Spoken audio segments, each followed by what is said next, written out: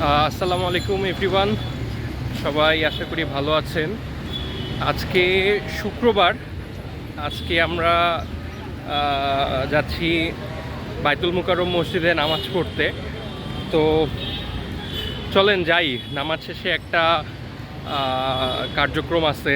আসলে আপনারা তো সবাই অবগত আছেন যে ফিলিস্তিনে ইসরায়েল কি শুরু করছে। হ্যাঁ, ইসরায়েল আসলে দখলদার হিসেবে তাদের সর্বনিম্ন কি বলবো স্থানটা প্রদর্শন করতেছে বিশ্ববাসীকে।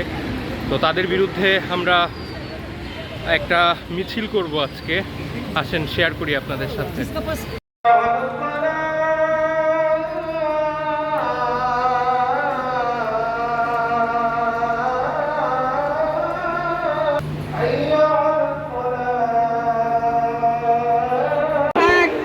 তোমার আমারও ঠিক